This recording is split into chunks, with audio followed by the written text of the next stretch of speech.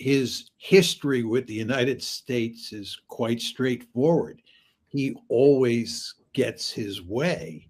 And in fact, whenever he's in political trouble in Israel, he flies to the United States and he meets either with the president or talks before Congress or does both.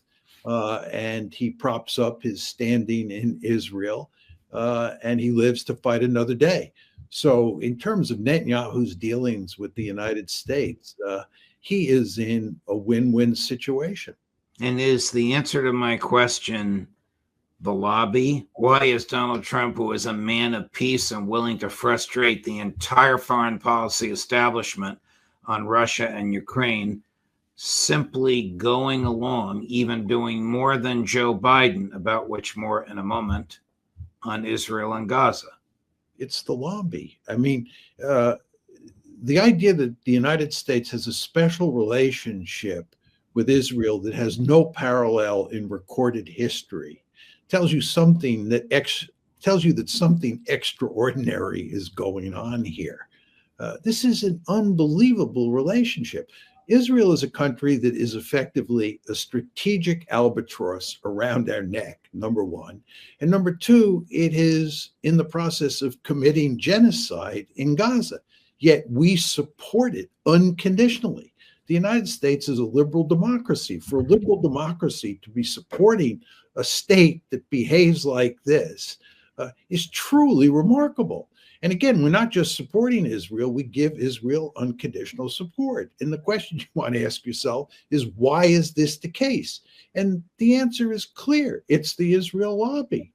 They basically have so much power in the United States that they get their way almost every time. So yesterday, Secretary of State Rubio, in my opinion, committed perjury when he certified under oath to the Congress that Israel was in a state of emergency and required the immediate delivery of $4 billion worth of military gear, so immediate that there wasn't time to bring it to the Congress for the ordinary appropriations. There's a statute that allows, as you know, that allows the Secretary of State to do that. When Tony Blinken did that, I accused him of perjury, and I accuse false swearing under oath. I accuse the Secretary of State, Marco Rubio, of the same thing. What emergency? Is it a political emergency? What conceivable emergency is there that they don't have time to go to the Congress, which they know will give them whatever they ask for? I mean, there is no emergency, at least emergency involving Israel. But this kind of thing just happens all the time. And I'd put it in a slightly different way. I think the dishonesty in our mainstream discourse about Israel is just off the charts. It's really hard to believe. The discourse that we engage in newspapers like the New York Times and especially the Washington Post and Wall Street Journal, and the discourse that our politicians are involved in about Israel is almost laughable when you actually look at the facts and then compare the facts to what's being said. But this has been true for a long time, and there's no reason to think it's going to change.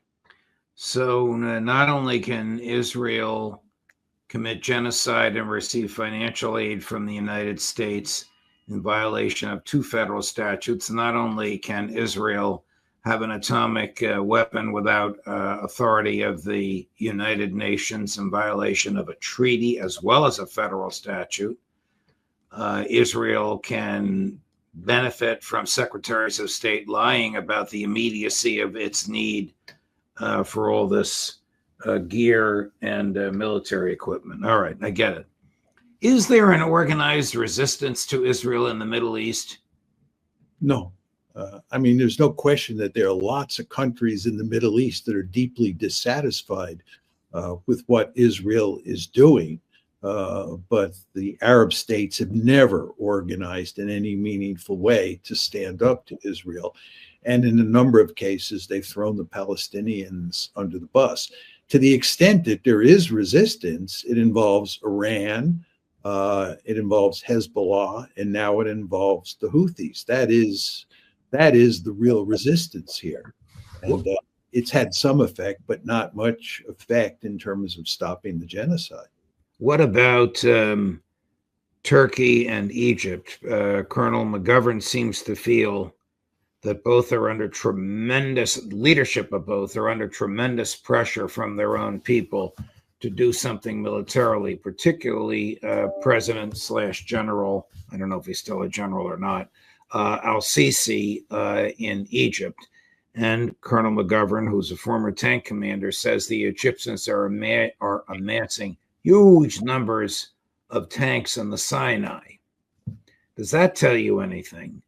Look, I think there's no question that in countries like Egypt and Jordan, more so than Turkey, but even in Turkey, there is tremendous pressure from down below on the leadership in those countries to do something about the genocide in Gaza.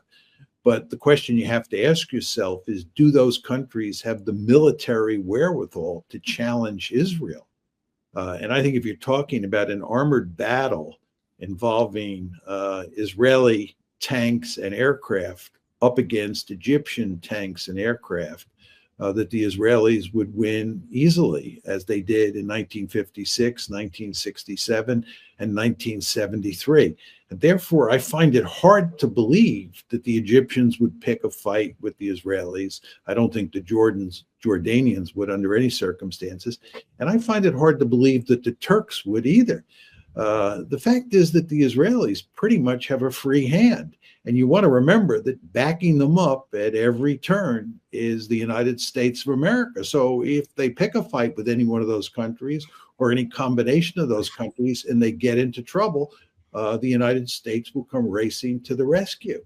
Do you think maybe the kerfuffle in the Oval Office on Friday between the president and his vice president and President Zelensky might have sent a message to Prime Minister Netanyahu? Not at all. Not at all. I'm sure that Netanyahu is fully confident that he can manipulate the Trump administration in all sorts of ways and prevail over them. There may be some cases where there are domestic political forces inside of Israel that combine with some pressure from the United States to get Israel to do what it doesn't want to do. I think this explains why Israel agreed to the ceasefire with the Palestinians that took place on January 19th of this year. You want to remember that Steve Witkoff went over there and told Netanyahu that President Trump wanted a ceasefire by the time he was inaugurated, which of course was on January 20th. But the only reason Witkoff was successful was because the IDF, the Israeli military, desperately wanted a ceasefire, as did some other forces in Israel, and they were putting pressure on Netanyahu. So there you had the combination of pressure from President-elect Trump at the time and from down below in Israeli society to cause Netanyahu to accept the ceasefire. But why does the donor class still have a hold on Donald Trump? He can't run for re-election. He doesn't need them anymore. Well, the fact is that he has a broad agenda, and he has basically 4 years left as president. He has to worry about midterm elections, and he doesn't want to challenge the lobby this early in his presidency, because it will just lead to one headache after another. The lobby is incredibly powerful. If they put their gun sights on Trump, it will cause him enormous trouble moving forward. And he has enough, other problems without having to pick a fight with the lobby. So he'll just go along with Israel.